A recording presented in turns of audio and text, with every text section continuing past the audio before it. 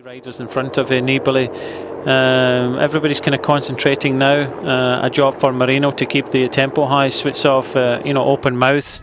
Here we go. Just kind of waiting for the attacks to start again. And a few more of them ringing alarm bells right now. This is Caja, I believe, and CCC Sprandi just roughing it up, possibly sensing that the latest teammate to go, and in fact it's Astana that have gone for this, and they've sent Kozatayev up the road. This is on behalf of Hansen, and Sprandi have got Samuelo who's digging in again, and he has a look and almost issues an oath, and this time they're taking it seriously, and the man who's after him is Konstantin Switsov.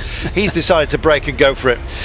Yeah, the Belarusians shaking this race up, and Switsov coming up now to join Samuelo. So Switsov is they've turned the tables, because you got to remember that Switsov is up there in the overall, and at 15 seconds. So instead of being attacked, they're doing the attacking themselves. Yep.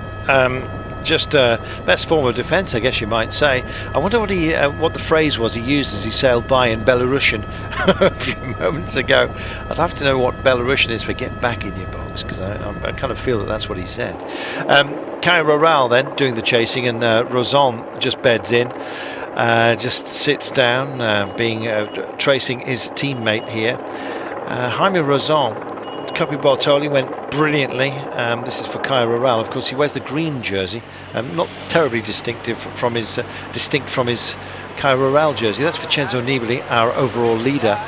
I wonder whether he's given a free pass to Switsov, or whether he still has something to offer up late on. We've not been overly impressed by his form, despite the fact that he took over that leader's jersey because of a split in the finish yesterday. Yes, due to the split in the finish yesterday, he just found himself a mistake. Found himself a little bit too far back, and it was just within a few hundred metres there. Bahrain Merida just flipped a coin and put Switsov on the attack, and it forced the team of Caja on the offensive, and Arambaru brings Roson back up. Pelazzotti thinks, well, good job Switsov, keep the tempo up, and the closer we get to the finish, the better for us. It's just the finishing sprint with 10, 6 and 4, but as I said, we are into the harder parts of this climb now, because it sits at about 8% pretty much all the way, with a 10% kick just over a kilometre to go. Brazina, defending champion, goes backwards. It's not been his race this year. Coming here as a brave defending champion, but not to be. To forget from Niche, and Rybalkin still in this group as well. Don't forget, ahead of him. Well, they're wrestling with it, and this is great to see. Jan Hurt now decides that it's too dangerous to sit a little bit further back, and he sits on the wheel of Svitzo, the man from CCC in the Tangerine. Then comes Nibali in the red leader's jersey. Then just behind is Jaime Roson wearing the green jersey. You can see the leader's jersey there, accented by that checkerboard caplet upon their sleeves. Well, the great riders have come to the fore, Brian. Some others are struggling just to stay with it at the moment. Good effort was done by Aranburu, but his job is now complete, and it's down to Roson himself with just 3.2 kilometres remaining. Yeah, Aranburu was the rider that brought Roson back to Switsov, but looks as if that effort, he's paying for it now, but he still has to stay in there, because if anything happens to Roson, he still has to, as the time is taken at on the finishing line, not 3 kilometres to go. Gazprom decide that, I beg your pardon, it's our friends from Felbermeyer proving that they're not completely done just yet, but CCC want to dig in for some fun as well. A marker sent up, of course, as always, by Bahrain. Switsov has done some great jobs, so has Boram and Pelazzotti, all on behalf of course, the team principal. Looking further back, you see Switsov here. There's Nibali coming through now. That was Zoido that went for it there in the blue, but he was superseded by Jan Hurt. Jan Hurt going on the attack with Pelazzotti, but Nibali close and brings Roson with him. So the attacks are starting now. We've only got probably a dozen riders left at the front of this race. Jesper Hansen is there. Trusov it is for Gazprom, who's the best placed of them. It was Zoidl who just beds in, almost gives himself a cheeky grin. There is, of course, Vicenzo Nibali, almost riding the white line momentarily. Just behind him, though, Jaime Roson. And Jaime Roson's looking like he's suffering. Everybody will be, of course. The pace being kept at its very, very highest. And Bahrain have done a fantastic job. There's Zoidl trying to build himself back up for another push. Sanchez also in the mix in the yellow and black. 2.6 to go. Yeah, just noticed the white jersey of James Knox just hanging in the back. So it's swelled a little bit. It's probably 15, 16 riders at the front of the race. The attacks have started, but Pellizotti wants to keep the tempo high to stop these attacks. Not overly complex, especially at the pace that we're going at the moment. Pellizotti sacrificing himself again, really grinds into it. Jan Hurt from CCC happy to stay with him. He's got teammates, but they're all behind him, I'm afraid. There is Knox just picking it up yet again, just riding that line. But look at those who are ahead of him at the moment. Just backing out is Ricardo Zoidl, who won this stage last year. Well, it may well be familiar to him, but unfortunately so is the way it's stacking up at the moment. Jesper Hansen wrestles to get back on the wheel for Astana, and Nibali goes, taking with him Jaime Roson. Also betting in here is Jan Hurt, the man who's back from altitude in the Tangerine. But Nibali wants this, and he wants to pay tribute to his fallen teammate, of course, Michele Scarponi, who sadly passed away this morning after being involved in a road traffic accident. But there is Jaime Roson, and he will also would love to take today and take back that leader's jersey. Switzoff just going, just still tempoing himself, I guess you might say, but it'll just be for a half decent finish today after all the efforts that he's put in. He's yet again burnt himself on behalf of his principal, and some others as well have also found how tough this climb can be when you're having to work at the coalface, and Pellizotti also going backwards. But they've released now Nibali. This is a select group. Nibali, Jan Hurt and Jaime Roson. This was the trio we thought would get there, Brian. Yes, we've got Polans just behind for United Arab Emirates, trying to come across to make it 4. But when Nibali attacked, Roson looked really good. Jan Hurt was hurting a little bit to follow Nibali, but Roson, if this stays the same, Roson is just thinking about these bonuses and trying to win the stage. Yeah, win the stage and take the leader's jersey back. He was, I think, quite wounded by the fact that they'd been caught behind a split yesterday. I couldn't define one, but the comments there certainly did. Nibali goes again. Nibali wants this one today. Of course he does. Good company. Jaime Roson in the green jersey. Jan Hurt also here.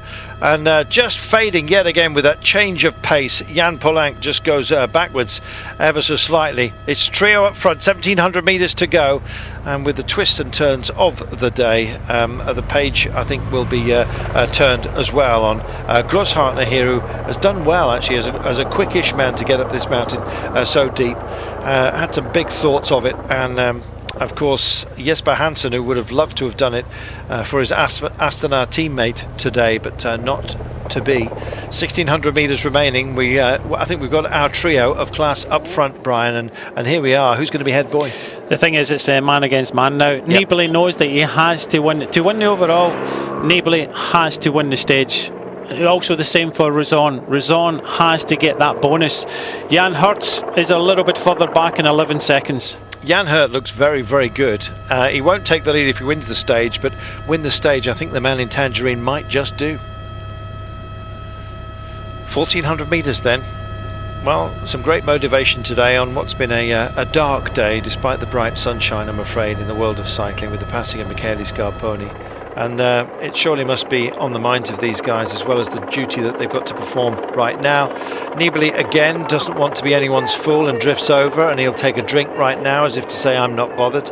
Jaime Roson does exactly the same, but keeps there. Oh, look at this, on the attack into the void.